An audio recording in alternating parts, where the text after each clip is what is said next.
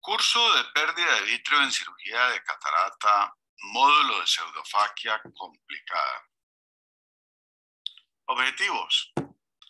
Al finalizar la presentación, los participantes serán capaces de describir la fisiopatología que genera la mayoría de las complicaciones, detectar las alteraciones en el posoperatorio que permiten diagnosticar una complicación, conocer la solución y los tiempos de manejo o revisión, conocer las complicaciones de los lentes intraoculares de cámara anterior y conocer el riesgo de desprendimiento de retina en cirugía no complicada de catarata y vitrectomía.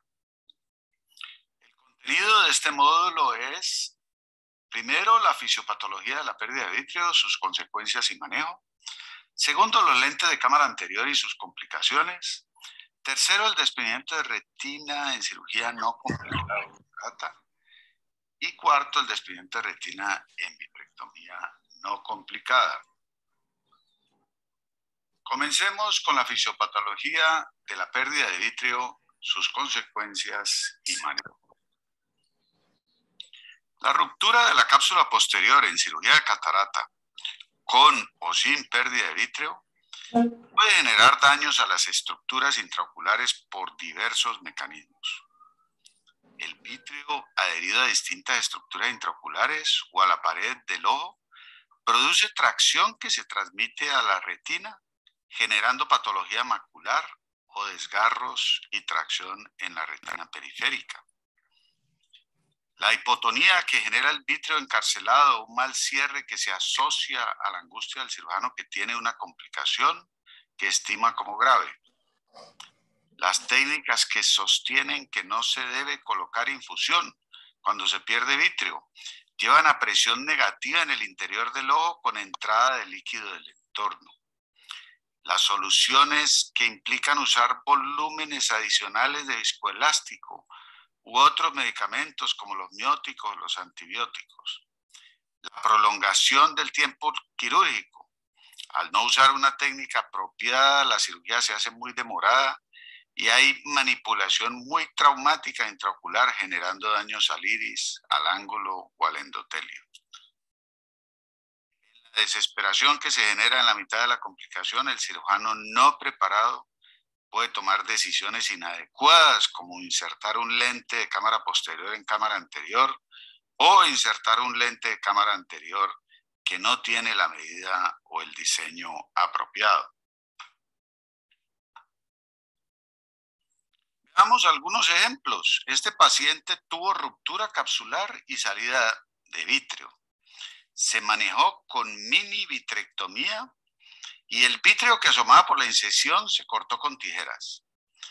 En vista de que la visión inicial era buena, el cirujano decidió observar. Luego presentó edema macular cistoide que fue también observado por varios meses con tratamiento tópico. La angiografía demostró un edema macular cistoide severo y crónico. Después de vitrectomía mejoró el edema, pero la visión recuperó solo a 20/200. La solución tardía de este caso fue hacer vitrectomía completa por pars plana. Si se hubiese hecho al momento de la pérdida de vitrio, se habría evitado la complicación. Si se hubiese remitido pronto en el posoperatorio, se habría evitado la pérdida de visión definitiva. Este paciente tuvo una ruptura durante el pulido de la cápsula. Se hizo inserción del lente intraocular bajo viscoelástico sin hacer vitrectomía.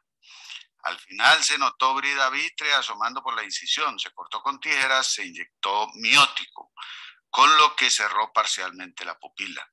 En el posoperatorio, y considerando que lograba una visión de 20/50, el cirujano decidió observar.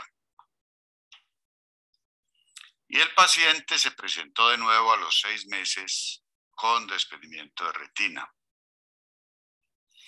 En este paciente en el que estamos usando una foto de iRounds.org para ilustrar, ya que no quedó la foto, pero los hallazgos corresponden a lo que ocurrió con el paciente.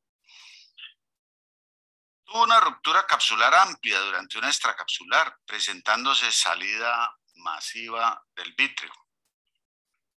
La vitrectomía se hizo con tijeras y en el posoperatorio se observó filtración por la incisión. Eventualmente se dio crecimiento epitelial a la cámara anterior. Se requirió una cirugía muy agresiva con crío en la incisión y en el endotelio, vitrectomía completa y resutura, con lo que se logró controlar el problema, pero quedó afáquico y con una visión corregida de 20/800. Si se hubiese hecho una vitrectomía completa con infusión en la complicación primaria, se habría podido obtener un buen cierre de la incisión de catarata. Si se hubiese remitido cuando tenía la hipotonía para hacer una buena vitrectomía, se habría podido evitar esta complicación tan seria.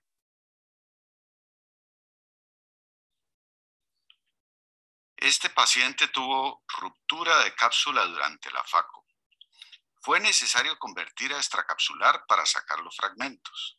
Se hizo vitrectomía mecanizada solo del vítreo que asomaba y se insertó un lente y luego se inyectó miótico intraocular.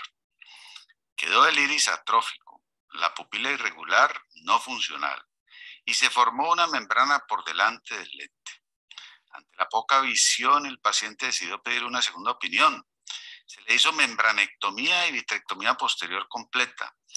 Recuperó finalmente una visión de 20/50, pero sin función pupilar. Si la vitrectomía se hubiese hecho completa y agresiva con infusión, habiendo cerrado, se habría evitado la complicación y la reoperación.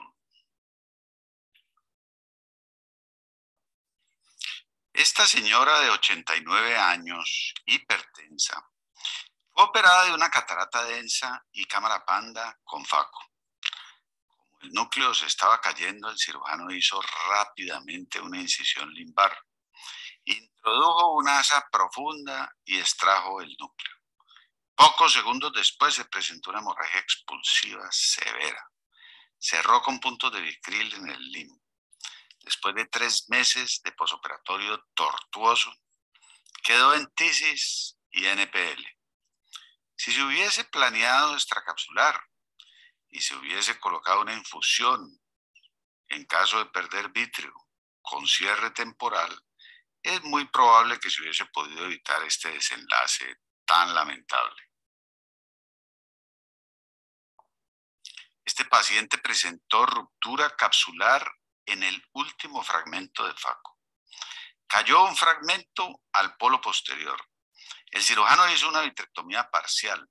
El posoperatorio transcurrió con hipotonía y uveitis severa. Se hizo manejo médico y no se remitió el paciente. A los 3 meses pidió una segunda opinión. Fue necesario hacer vitrectomía completa, limpieza del lente. Quedó con pupila dilatada irregular, fotofobia y una visión de 20/100.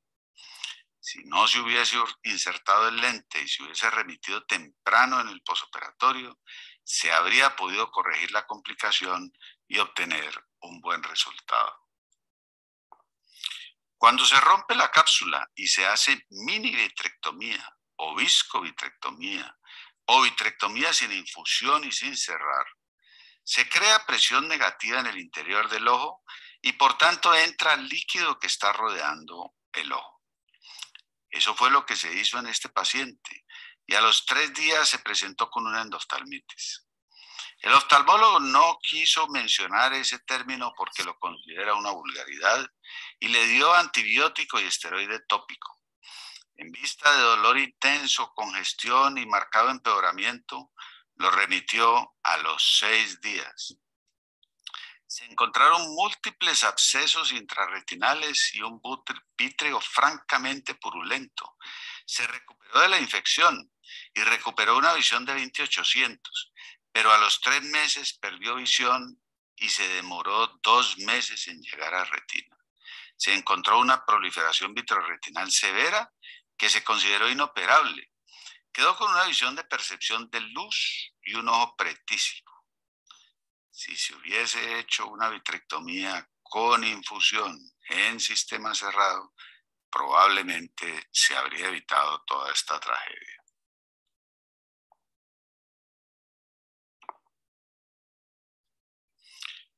Esta paciente presentó una ruptura capsular cuando se estaba terminando la aspiración de la corteza.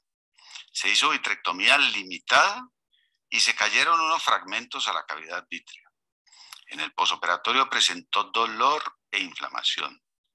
Se perdió 2 meses de control y volvió así. Se hizo vitrectomía agresiva completa.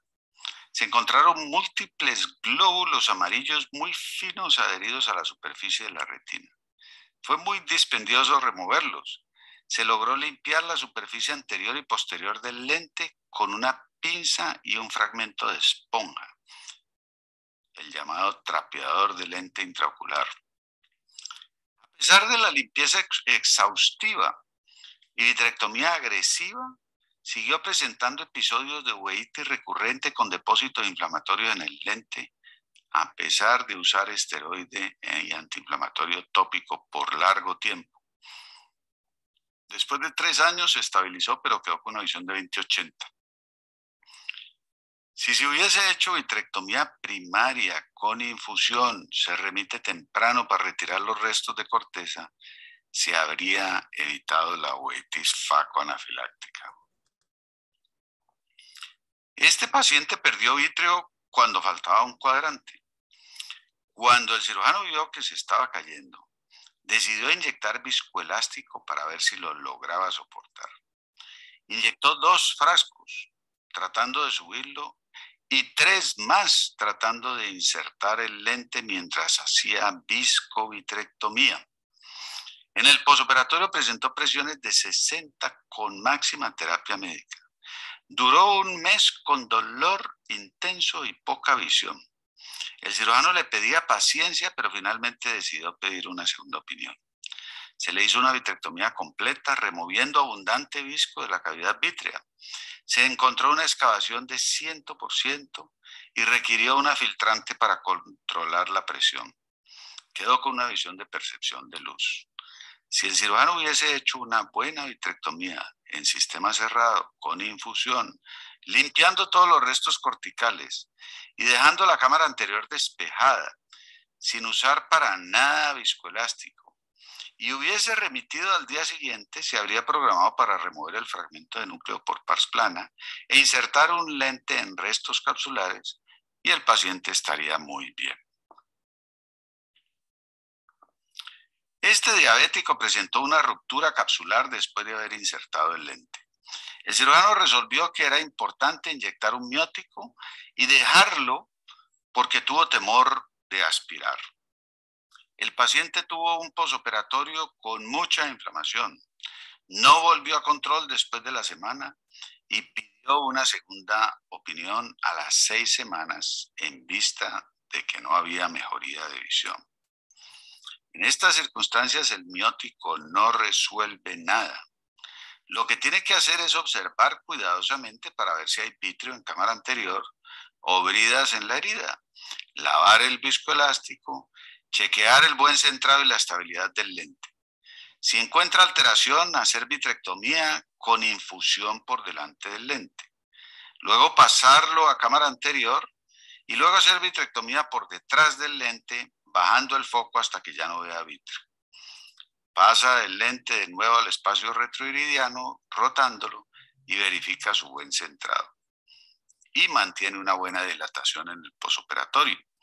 La vitrectomía, siendo diabético, debe ser lo más agresiva posible.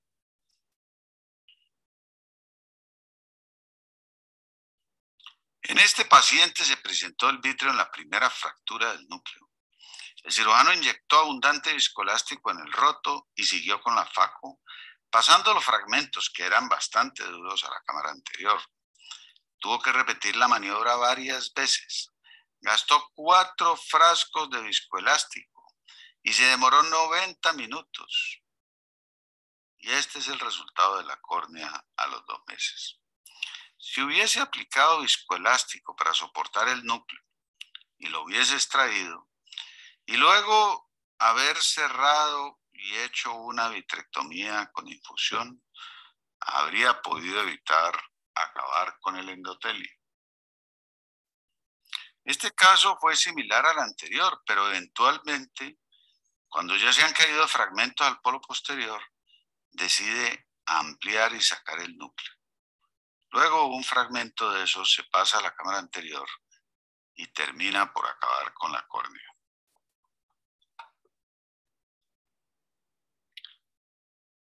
Los estudios que se han ocupado de hacer seguimiento a los pacientes con pérdida de vítreo reportan un incremento significativo en la frecuencia de complicaciones. Esto es lo que hay en el subconsciente de muchos cirujanos cuando enfrenta la pérdida de vítreo. La posibilidad de complicaciones serias que van a afectar la visión y el resultado final. Pero a la vez esa preocupación lleva a muchos a la negación. La ruptura capsular no ocurrió, eso que salió no era vítreo, y lo que le está pasando al paciente en el posoperatorio es normal.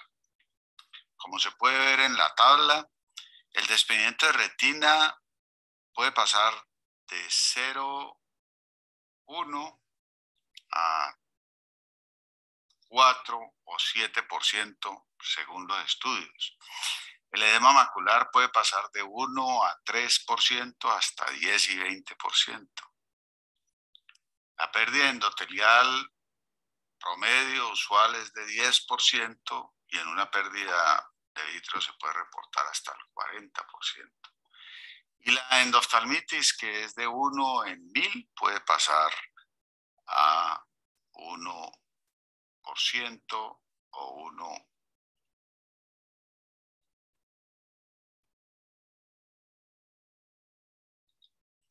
en 200.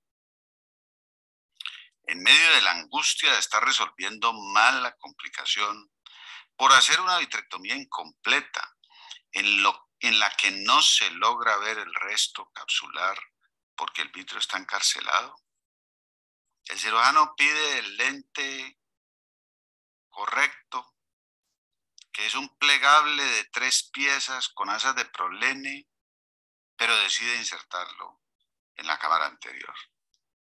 En el posoperatorio, a pesar de dolor, inflamación, mala visión por edema macular y edema corneal, le insiste a la paciente que tenga paciencia. La ven 4 oftalmólogos más, quienes le piden más paciencia durante un año. Pide una quinta opinión. Se le hace vitrectomía pars plana, removiendo todo el vítreo, incluyendo las adherencias a la incisión y a las asas del lente. Con un gancho se logra ver que la cápsula está completa.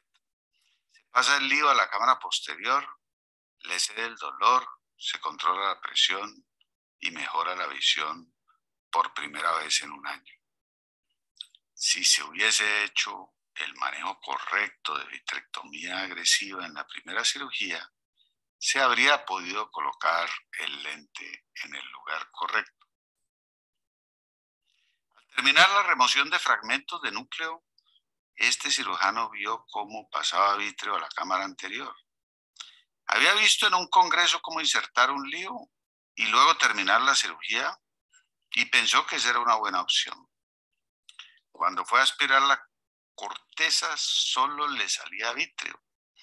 Logró hacer vitrectomía por delante del lente y pensó que si rezaba las oraciones correctas, esos restos de corteza se iban a reabsorber. Durante un mes estuvo haciéndolo con mucha devoción, a la vez que le explicaba al paciente que esa era la evolución natural del posoperatorio y que eventualmente la visión iba a volver.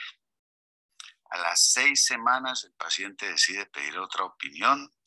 Se lleva a vitrectomía posterior, se remueve toda la corteza con bastante facilidad y se hace una vitrectomía completa. Recuperó una visión normal al día siguiente y no presentó ningún problema. ¿Por qué no se hizo eso en la primera cirugía? Vitrectomía y aspiración de la corteza con infusión y luego sí inserción del lente.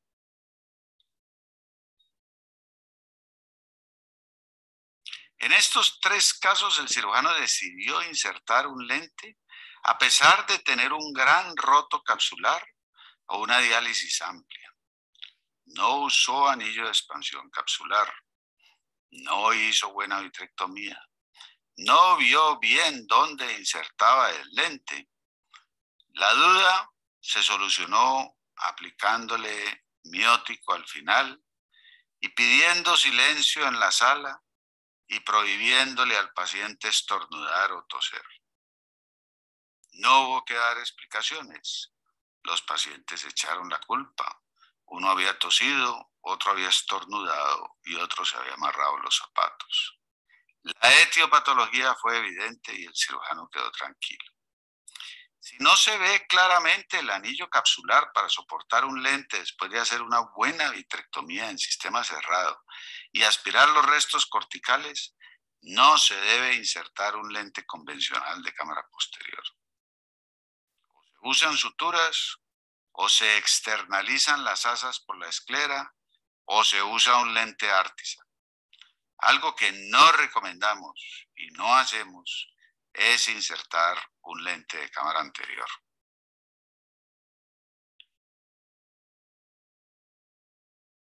Revisemos entonces cuál ha sido nuestra experiencia con los lentes de cámara anterior y sus múltiples complicaciones. Esta es la única foto de un lente de cámara anterior en buenas condiciones que he logrado en 35 años de práctica. He visto otros 4 pacientes que tenían un buen resultado. Ojo tranquilo, pupila redonda y móvil y buena visión durante varios meses después de la cirugía. Todos sí tenían dolor al tacto. En contraste con estos 4 pacientes, todos los demás lentes de cámara anterior que he visto en la vida me han dado muchísimo trabajo, especialmente en los 80s y 90s cuando fueron muy populares. En esa época, sacar lentes de cámara anterior era una de las cirugías más frecuentes, combinada con vitrectomía, con retinopexia, con cirugía de glaucoma y a veces con queratoplastia. Pero aún hoy sigo viendo muchos desastres. Con menor frecuencia, pero ojos que están en muy mala situación. Este paciente tiene dolor crónico, uveitis, pérdida endotelial progresiva, glaucoma secundario. Para que un lente de cámara anterior sea exitoso se necesitan varios requisitos. Desde luego, hacer una buena vitrectomía en sistema cerrado es el primero, pero luego el lente debe tener el diámetro apropiado. Por eso hay que tener inventario de todas las dioptrías de lentes en 3 tamaños.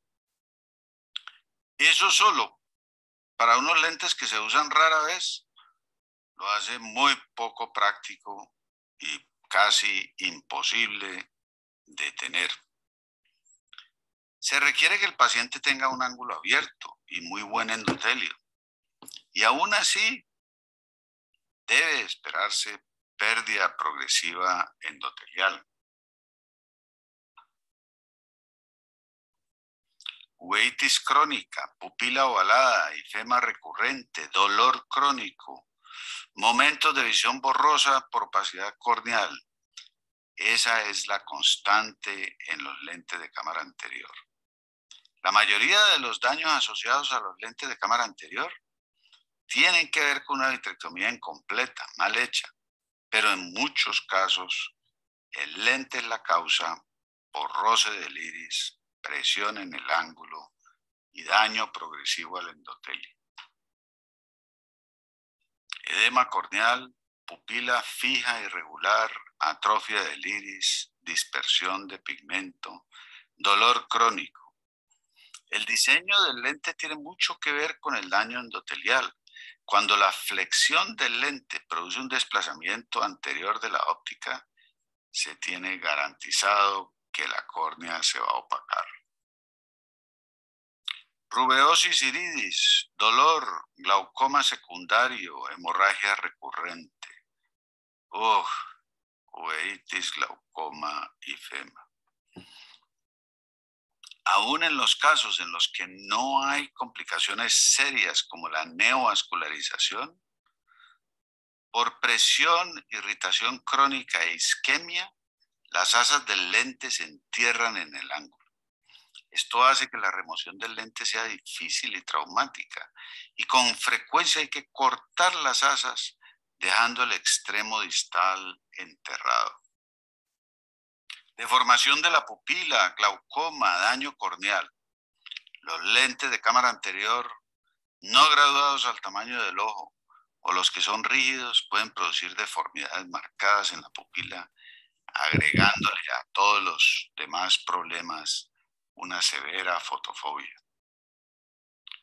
Aquí tenemos el resultado de lo que hemos llamado el procedimiento TED, Total Eye Destruction, algo que se puede lograr muy eficientemente si se combina en una pérdida de vítreo los siguientes elementos: vitrectomía parcial sin infusión. No se ve si quedó corteza o restos de corteza. Inserción del lío de cámara anterior que encarcela bridas vítreas. Después de tener un ojo doloroso y con poca visión, la pierde del todo. Le hacen ecografía y lo remiten a retina. Tiene una córnea opaca, glaucoma secundario, pupila fija, irregular, un lente de cámara anterior pegado al ángulo y al iris y muy difícil de remover, y un desprendimiento de retina. ¿Cuál es la solución? Reconstrucción total. Queratoplastia combinada con extracción muy difícil del lente, queratoprostesis temporal con vitrectomía completa, aspiración de restos de corteza, cirugía de glaucoma, cirugía de retina y sutura del injerto. Si todo esto con la ayuda de Dios sale bien, es posible que el paciente logre un 20/200 con lente de contacto. Para entender a cabalidad el papel del vítreo en las complicaciones retinales, vamos a revisar brevemente el desprendimiento de retina en la cirugía no complicada de catarata.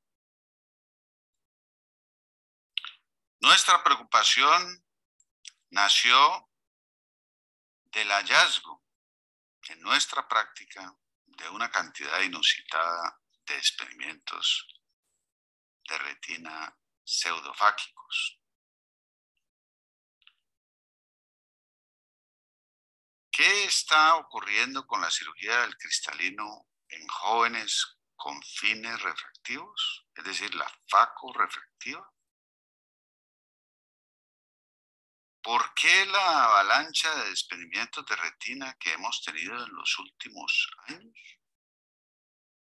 Decidimos revisar la casuística más reciente, la del último año, y encontramos que el 63% de los desprendimientos de retina pseudofáquicos eran menores de 60 años. De estos, la mitad habían sido operados sin tener catarata. Es decir, la cirugía electiva de facorefractiva. Encontramos que el desprendimiento de retina se presentaba entre 20 días y 8 años después de la cirugía, y que el 20% de los casos habían sido hemétropes o hipermétropes, contradiciendo la creencia popular entre oftalmólogos de que solo los miopes son los que están en alto riesgo de desprendimiento de retina. Es importante que todos estos casos de los que vamos a hablar se refieren a pacientes operados de catarata sin ninguna complicación. Todos estos pacientes fueron operados con vitrectomía y en el 100% se logró la reaplicación de la retina. Pero en promedio requirieron 1.7 cirugías y el promedio de agudeza visual final fue de 20/300. Esto se debe recordar, pues hay cirujanos que suelen banalizar los efectos de las complicaciones de la cirugía de catarata.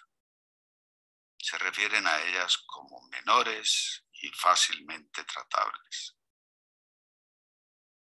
Y aquí estamos hablando de pacientes hemétropes, con buena visión, que solo tienen el problema de usar gafas para leer.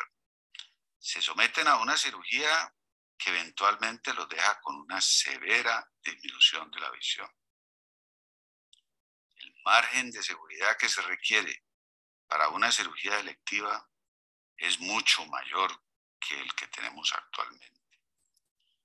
Decidimos entonces revisar lo que había publicado en la literatura.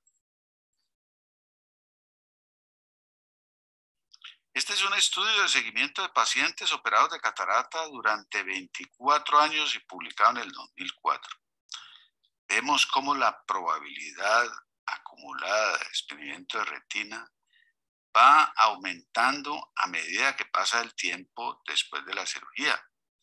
Pero cuando los pacientes tienen más de 60 años y especialmente más de 70, la curva de incremento es más bien plana.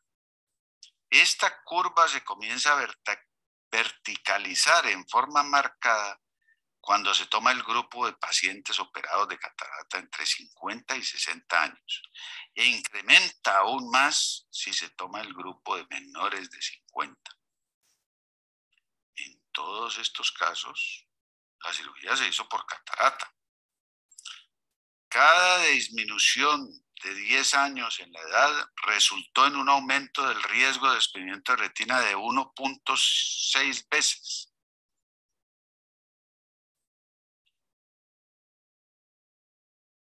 Es muy llamativo cómo este otro estudio en una población distinta hecha por otro grupo muestra exactamente la misma tendencia. En la medida en que la cirugía del cristalino se hace en personas más jóvenes, el riesgo acumulado de desprendimiento de retina va aumentando. Otra forma de verlo gráficamente, el riesgo puede ser hasta 20, 30 y 40 veces más en las edades entre 40 y 50 años y va bajando gradualmente para llegar a parecerse al riesgo de los no operados alrededor de los 75 años. Nos desconcertó mucho ver en las reuniones y congresos en los que se trata el tema de facorrefractiva que se recomienda la cirugía con mucha ligereza y con mucha seguridad, a pesar de que hay abundante literatura científica que muestra este marcado incremento en el riesgo. No importa la metodología seguida ni el grupo poblacional, todos los reportes coinciden en un aumento significativo del riesgo de desprendimiento de retina después de cirugía de catarata. Ese aumento es muy bajo después de los 70, bajo entre los 60 y 70, moderado entre los 50 y 60 y mucho más alto por debajo de los 50. Esta ha sido la experiencia en nuestra práctica. Hicimos el ejercicio de tomar las tasas reportadas por los distintos estudios, promediarlas y evaluar en cuánto se incrementa. Aunque la metodología no sea matemáticamente exacta, sí impresiona porque parece no dejar ninguna duda. En miopes el riesgo de desprendimiento de retina después de cirugía de catarata se multiplica por 110 antes de los 50, por 34 entre 50 y 60 y por 5 después de los 60. En hemétropes el riesgo se multiplica por 320, 19 y 5 para cada grupo de edad.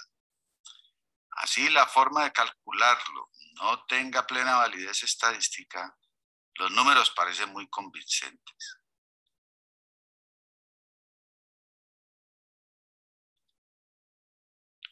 Un argumento ante esta indiscutible evidencia estadística hemos formulado la siguiente hipótesis. El desprendimiento del vitrio posterior ya ha ocurrido en muchas de las personas que llegan a los 60 y en casi todos los que llegan a los 70. Sabemos que la edad del DVP se puede adelantar con trauma, inflamación, cirugías previas o alta miopía. Si una persona que ya ha tenido DVP llega a requerir cirugía del cristalino, el vítreo ya está sinerético y ya hizo la tracción o el daño que iba a hacer. Los cambios que induce la cirugía de la catarata en el vítreo no son importantes para quienes están en esa situación, es decir, los más viejos. Solo lo son para el pequeño porcentaje de quienes no han tenido DVP y todavía tienen un vítreo denso. Esto explica que haya un pequeño incremento en el riesgo después de los 60 y 70. Y en cambio, si una persona tiene el vítreo formado y todavía adherido, se somete a una cirugía de catarata, se inducen en el vítreo cambios relativamente agudos de sinéresis. Este vítreo de mayor densidad se desprende, produce tracción más intensa en la retina y por eso se presenta mayor incidencia de desprendimiento de retina en los más jóvenes. Y miremos lo que se sabe de desprendimiento de retina en vitrectomía no complicada. Esta es otra situación que nos ayuda a entender el papel del vítreo y la importancia de manejarlo adecuadamente. Es lo que pasa cuando se hace una vitrectomía pars plana. Y aquí la pregunta que nos podemos hacer es, ¿cuál es el riesgo de inducir desprendimiento de retina con una vitrectomía posterior? Para contestarla tenemos que revisar las vitrectomías en las que la indicación no involucraba el tratamiento de un desprendimiento de retina. Es decir, los operados no tenían patología relacionada a desprendimiento. El grupo ideal para estudiar es el de los casos de agujero macular, hipóquer macular o membrana epirretinal, sin patología periférica. Estos casos sin predisposición previa para desprendimiento de retina, se puede asumir que si se hizo una vitrectomía y se desprende la retina, el desprendimiento de retina es secundario a la vitrectomía. Cuando empezó la era de la vitrectomía, los primeros reportes relataban hasta 13% de desprendimiento de retina y por eso se le tenía mucho respeto inicialmente a la vitrectomía como una cirugía de mucho riesgo. Los primeros reportes de vitrectomía mostraron frecuencias de desprendimiento de retina hasta en un 13%. Esto hizo que se le tuviera respeto a la vitrectomía como una cirugía con una alta tasa de complicaciones. Sin embargo, con la evolución de los vitrectomos y la mejoría en la tecnología, las tasas reportadas de desprendimiento de retina en los últimos trabajos de los últimos años oscilan entre 0,2 y 1,7%. Se puede afirmar que el riesgo actual de vitrectomía 23-25G en la patología macular, el riesgo de producir desprendimiento de retina está por los lados del 1% y hay quienes lo han podido bajar de allí. En nuestra propia estadística, en nuestra revisión, este fue el número que encontramos. Pero analicemos los factores que inciden en este riesgo de desprendimiento de retina. Está claro que entre más posterior la incisión, mayor el riesgo de encarcelar la base del vítreo. La entrada ideal de las incisiones por pars plana son la pars plicata posterior, es decir, anterior a la inserción de la base del vítreo. Normalmente usamos 1 milímetro por detrás de la raíz del iris. El chequeo con indentación nos muestra que no hemos involucrado la base del vítreo en la incisión. Este dibujo ilustra cómo una tracción antero-anterior puede desprender la retina, y la foto muestra la contracción de la retina encarcelada en una incisión traumática.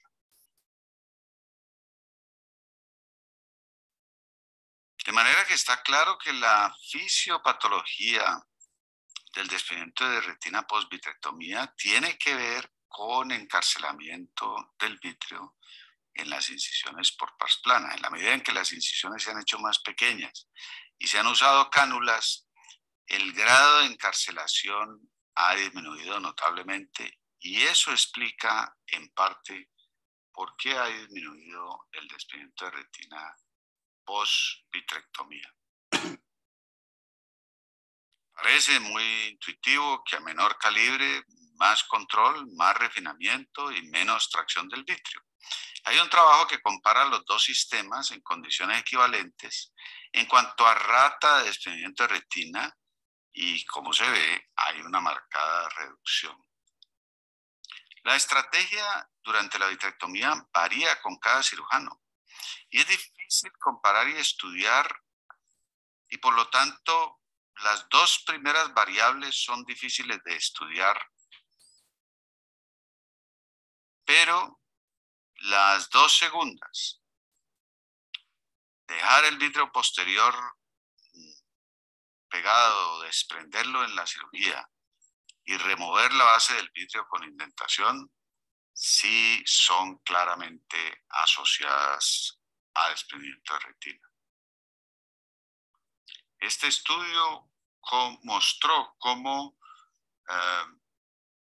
un 4.5% de los desprendimientos de retina post-vitrectomía estaban asociados a encarcelación en la esclerotomía.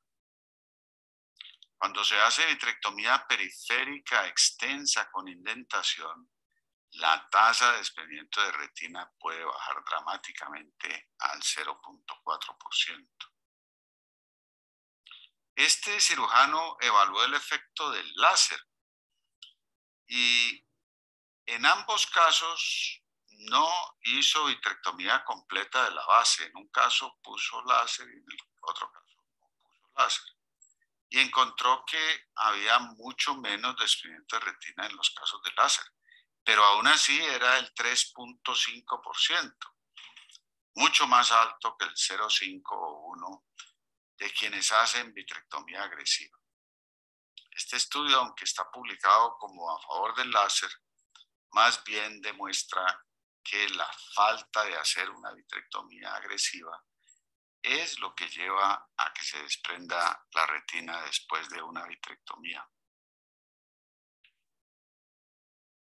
De manera que, habiendo acumulado la experiencia con la revisión de la literatura, es posible decir que si se quiere mantener la tasa de desprendimiento de retina por debajo del 1% después de vitrectomía, se deben hacer las esclerotomías lo más anteriores posibles, es decir, no en la base del vítreo.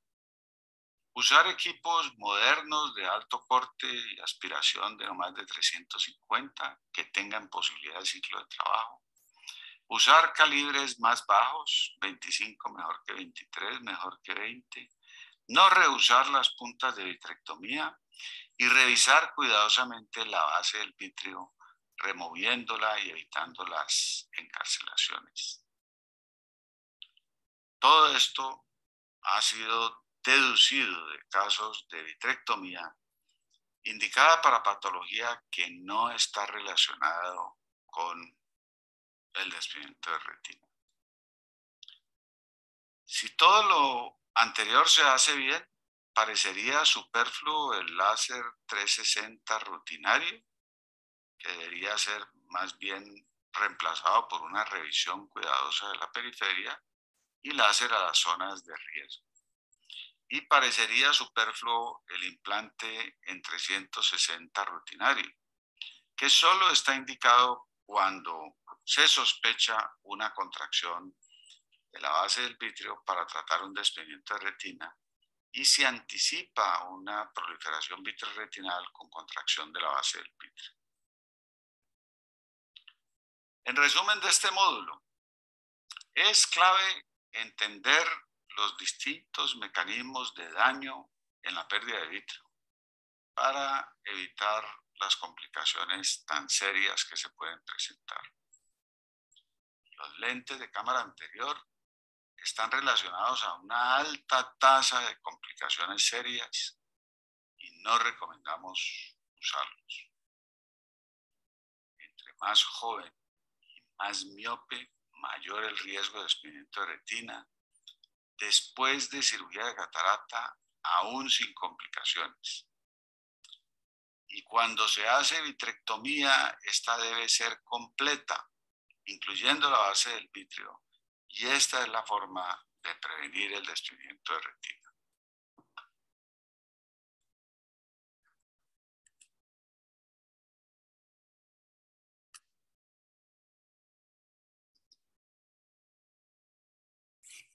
Bueno, muy bien, si tenemos buen tiempo para discusión, para preguntas.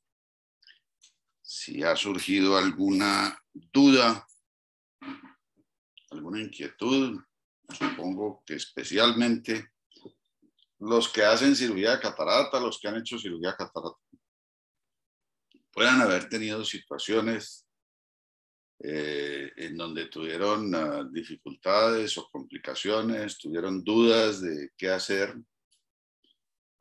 Pues esta es una buena oportunidad como para que ejerciten la memoria y comenten lo que les pasó y tratemos de dilucidar. Jesús David Marulanda.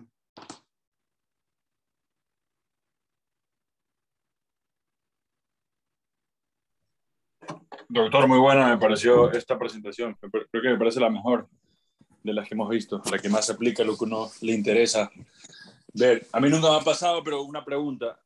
Cuando uno rompe la cápsula y se va gran cantidad del núcleo, ¿cuánto es el tiempo recomendable para que lo vea un retinólogo? O sea, como para que alguien me diga, hipotéticamente, oye, se me cayó el núcleo, hoy, ¿cuándo lo puedo operar? Y uno en base a eso, ¿qué tanto realmente hay que correr en esos casos? Si llegamos a un cirujano que te dice la verdad, aparentemente, de cuánto cristalino ha caído.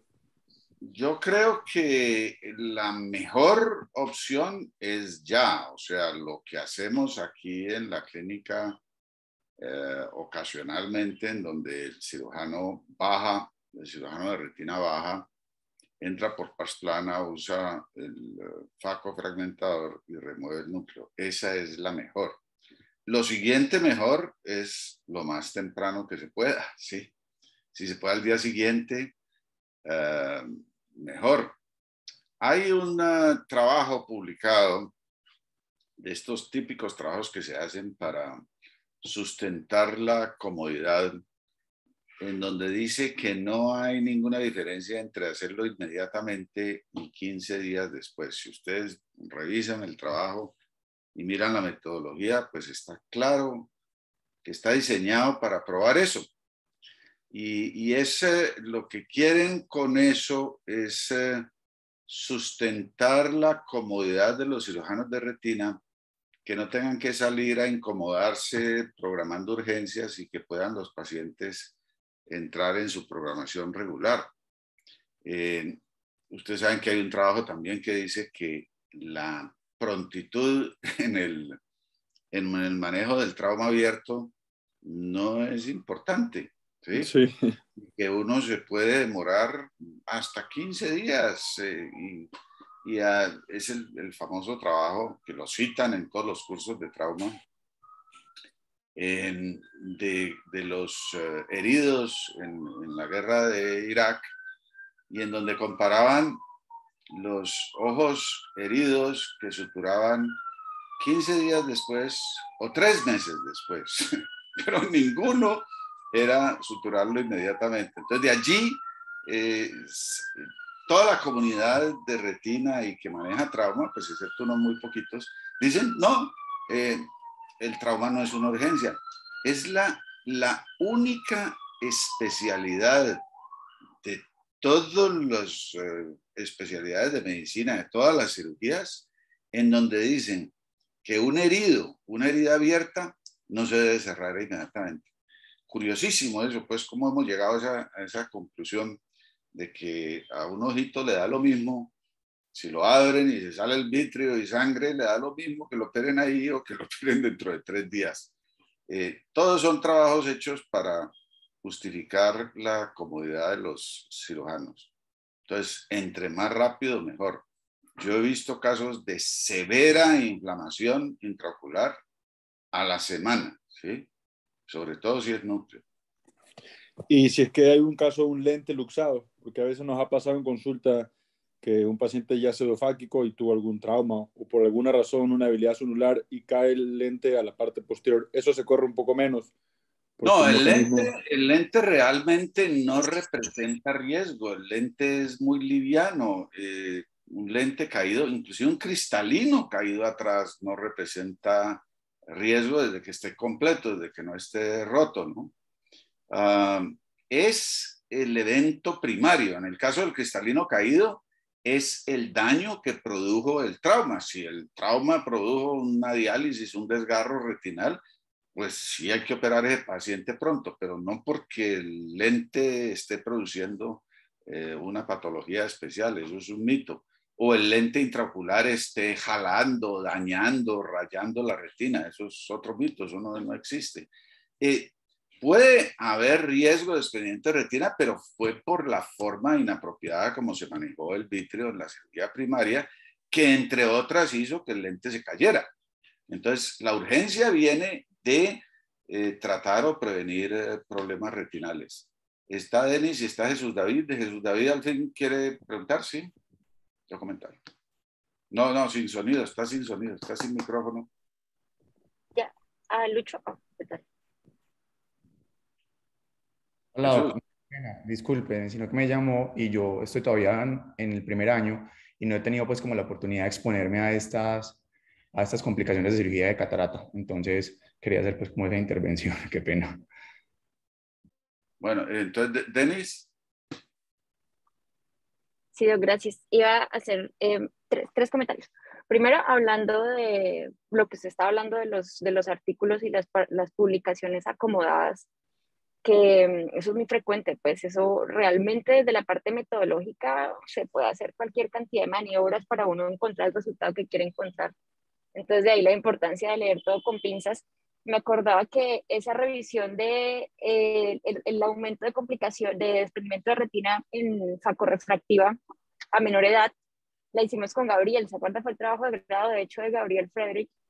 Y encontramos poquitos, pero encontramos unos artículos que decían que definitivamente no había ningún problema de operar jóvenes de catarata porque no aumentaba el riesgo de desprendimiento de retina. Y la gente en los congresos y esas cosas realmente presenta lo que quiere presentar porque uno encuentra argumento para lo que quiera decir. Entonces, bueno, eso que usted ya lo hablaba muy bien.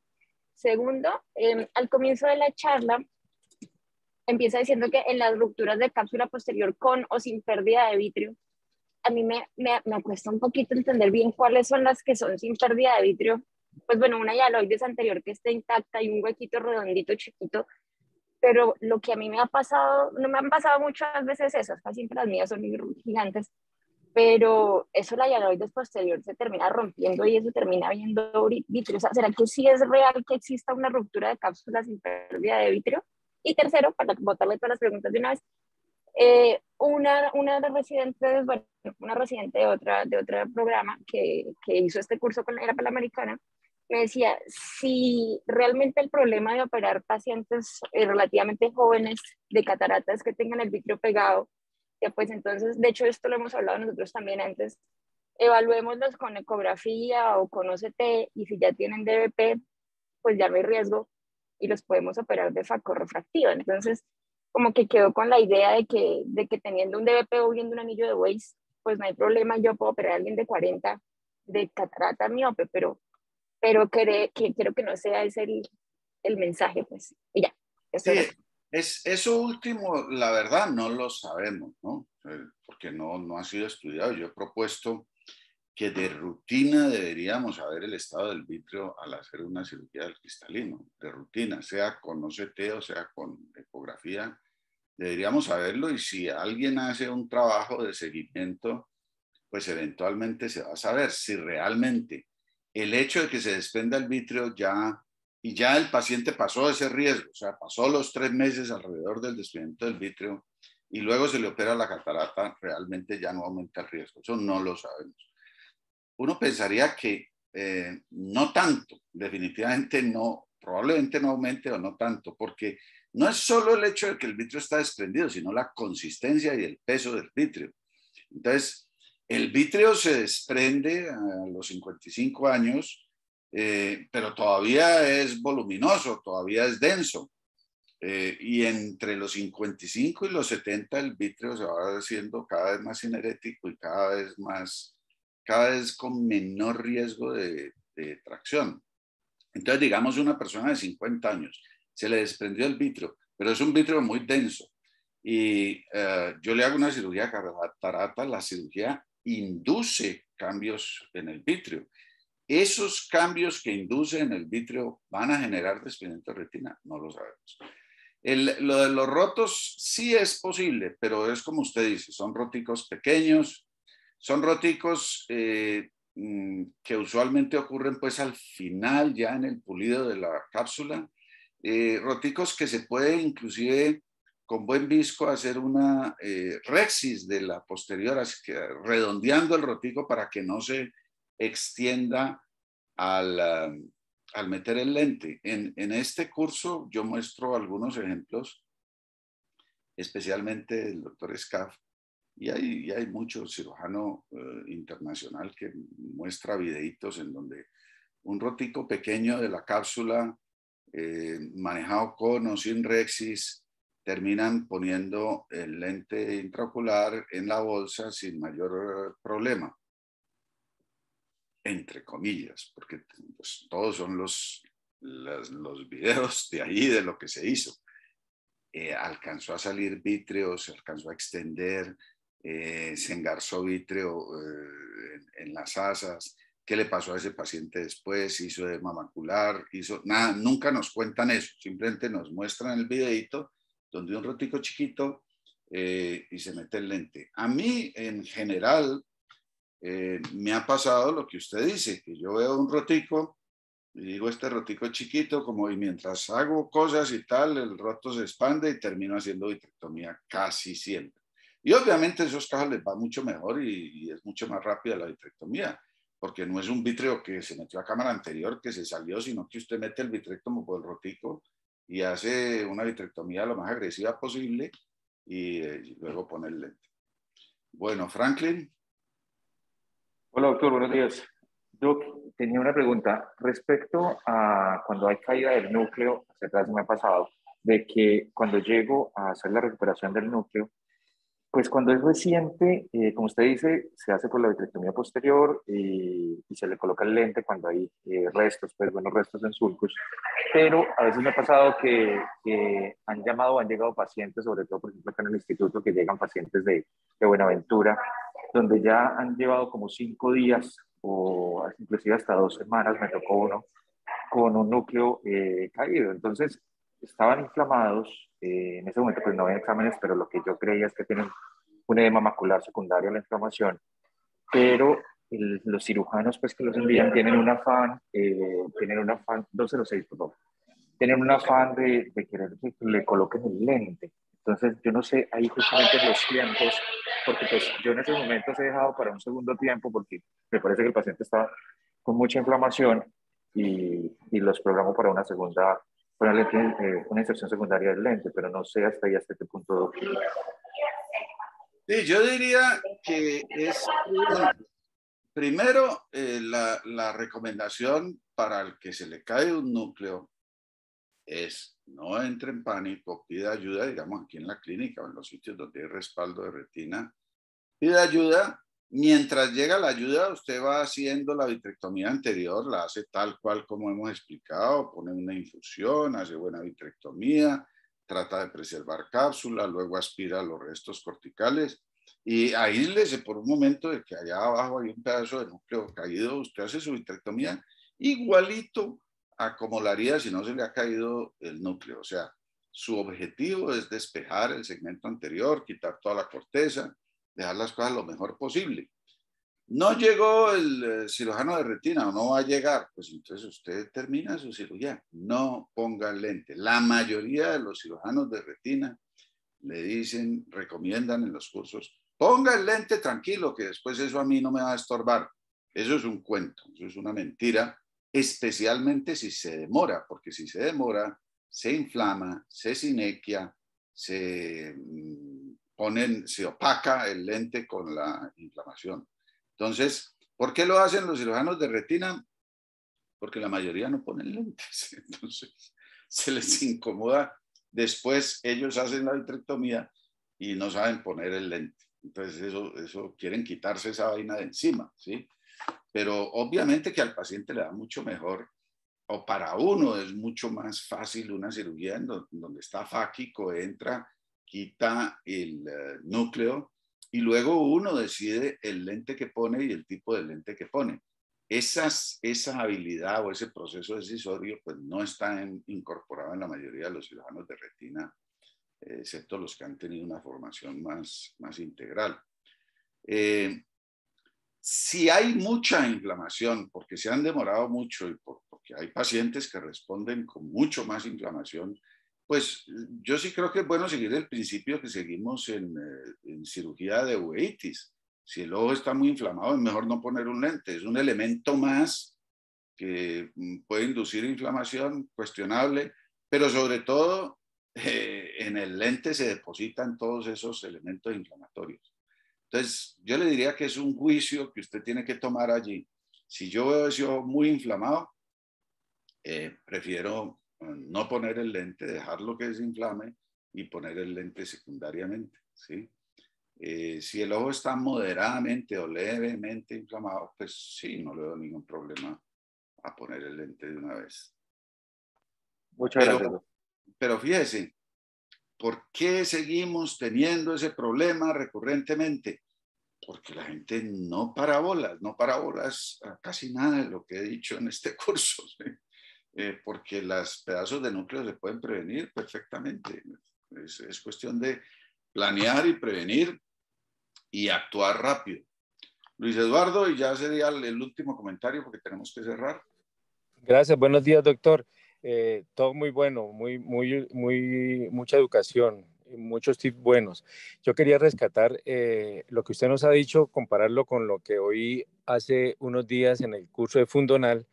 Y lo que usted dice, a veces como que no, los cirujanos no captamos los mensajes de la experiencia y de la evidencia científica. Entonces, cuando se habla de cirugía refractiva, yo oía y veía a los cirujanos, colegas muy cercanos, hablando de cómo, qué lente, qué técnica, qué recambio con miopías de 10, 12, 16 dioptrías. Entonces, yo decía, bueno, el concepto no se ha captado en el sentido de que hay factores que influyen directamente en la fisiopatología del ojo, como usted lo acaba de decir, y que definitivamente algunos cirujanos segmentalizan, digamos así, su especialidad y no ven el contexto integral. Entonces, estos pacientes, yo solamente decía, bueno, va en contra de lo que es la fisiopatología y estos pacientes van a tener problemas. Entonces, si el cirujano de segmento anterior aboga o ve por su segmento, no ve integralmente el ojo, pues va a tener problemas. Igualmente, obviamente, no queremos decir que en retinas sea la última palabra, pero siempre el ojo se debe tratar integralmente. Y eso lo vi el pasado fin de semana con cirujanos muy prestantes. Muchas gracias. Sí, el dilema que tenemos todos es encontrar, o la dificultad es encontrar la verdad. ¿Cuál es la verdad en el río de literatura y en el análisis de su experiencia? Entonces, basado en eso, usted toma lo que cree que son las mejores decisiones para sus pacientes, ¿no? Ahora, no hay que negar que hay una motivación muy fuerte, sobre todo en los cirujanos muy cirujanos, que es facturar. Entonces, entre esas dos cosas, encontrar la verdad, hacer lo mejor para el paciente y facturar, pues yo hago un filtro de la literatura y leo lo que me permite facturar. Bueno, hasta luego. Chao. Gracias. Muchas gracias, doctor. Muchas gracias. Muy amable. Gracias.